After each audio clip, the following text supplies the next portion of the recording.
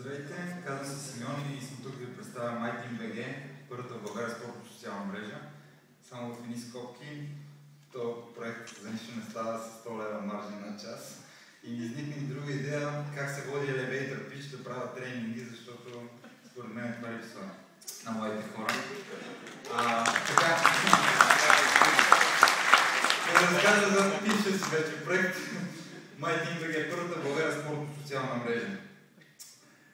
Както много млади предприемачи казват, когато има проблем, за нас предприемачите това не е проблем, ами това е възможност. В България, който се занимава с аматьорски футбол или с някакъв вид спорт, знае какъв е проблема. Проблема е комуникацията. Как намираме партньор, с който да спортуваме, как намираме отбор, към който да се присъединим, как се организираме събитията. Всичко това до момента ставаше по мобилен телефон, по блогинг, през Фейсбук, през Скайп, по всякакъв вид комуникация на различни нива.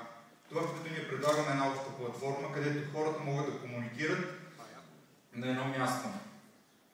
Какво предлага самата платформа? Самата платформа предлага профили на реални хора, които се занимават с спорт. Те могат да се организират в отбори, могат да си намират подходящи партньори в отбор или съперници, с които да практикуват любимия им спорт. Могат да намират терени, където да играят футбол и където да се занимават с този спорт, табло за обяви, където да търсят играч, ако им липсва, или да търсят отбор съперник.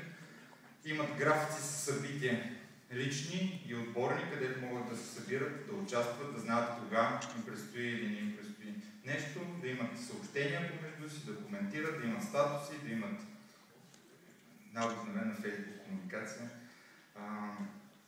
Защо да станете част от нас? Ако харесате футбола, ако харесате спорта, ако сте фен, ако искате да срещнете хора подобни на вас с вашите интереси, и най-вече ако ви е омръзнало всички тези онлайн игри, онлайн кампании за спортуване през интернет, ако искате нещо реално, значи трябва да бъдете част от нас.